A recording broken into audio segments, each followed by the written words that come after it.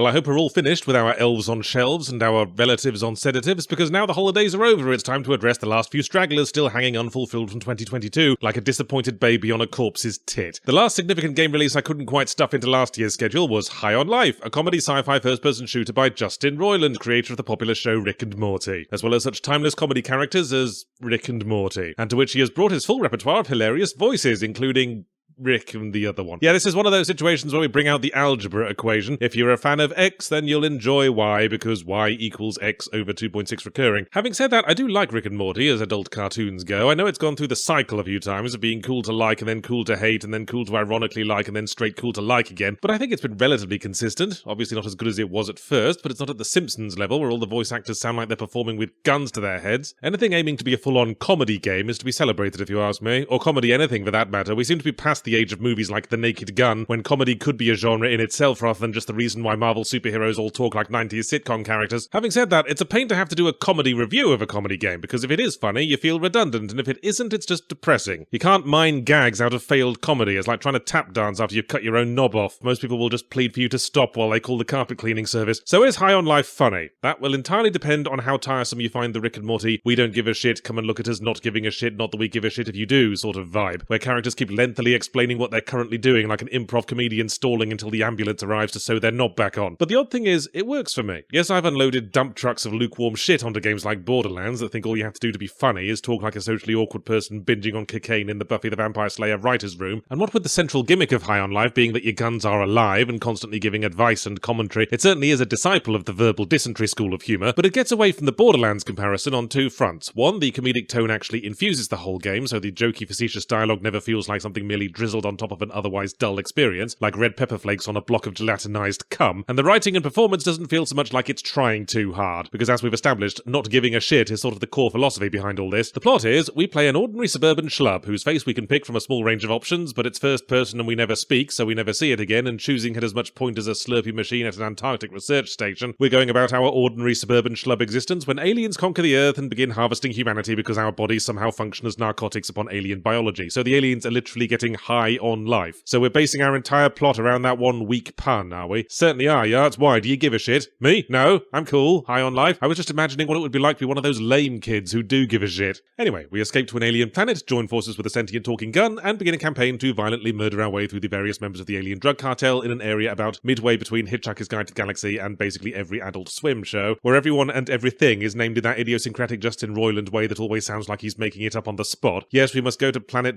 Boobly Boo and defeat the evil Dr. Dingledangs. You're starting to sound dangerously like you give a shit, Yards. Oh, piss off, High on Life. As I said, I do still kinda like Rick and Morty, and academically I appreciate the way the breezy naturalistic dialogue knows exactly when a casual insertion of the word fucking can get a cheap laugh, so I didn't mind that the guns talk. It's a good vehicle for all of that, and a fun twist on the silent protagonist's dynamic. I do mind that they kinda suck as guns, and that's doubly awkward because they have the ability to take that personally. As far as the combat goes, the closest equivalent would be something like Halo. Nice environments, nice vibes, shame the guns feel like spray-painted polystyrene. There's no satisfying weight or impact to any of them. There's only 4 of the things, because I suppose anything else would have stretched the voice acting budget. The starting pistol might as well be firing kidney stones. I'm not entirely convinced that the shotgun is doing anything besides break wind. The rapid-fire pistol's probably the best one on offer, but then there's the token exotic thing that fires little men that jump on enemies and pull on their moustaches. But my rule of thumb for guns is that anything that adds extra steps between pull the trigger and thing dies is going to spend most of its time mouldering in the holster like an undocumented willy at a rug-munching contest. But you do eventually unlock a suite of fun traversal powers so you can get your catharsis from double-jumping, grapple-hooking or Vanquish-style rocket trousers, if not from aggressively masturbating the narrator in the face of several reject McDonaldland mascots. Make it past the initial selection process by putting up with all the fucking jabbering, and we have a game that is, to package my summary succinctly, fun. The campaign has a fun ebb and flow of amusing set pieces, and it's fun to pour through looking for funny background details and hidden dialogues. It does fall apart a bit at the end when you confront the final boss, and then you kill the final boss, and that's it. Well, duh, Yahtzee, you didn't expect to kill them as part of the second act denouement. I know, it's just, it feels like the game has to try to make us start giving a shit about the climax out of nowhere when it spent the last 10 hours reinforcing how little feces it is willing to distribute. And anticlimax is inevitable, especially when the boss isn't the least bit challenging and folds like an ironing board in Princess Diana's luggage. Then you're spat back into the game to look for the last few collectibles, which I tokenly attempted before I realised there was no map or way to figure out where to even start looking for them, so I left the game with a disappointed sense of, guess I'll just stop then. The lesson here is that while you might have fun along the way, it's ultimately more fulfilling to give a shit. That's as true for everyday life as it is for bathroom visits at 3 in the morning.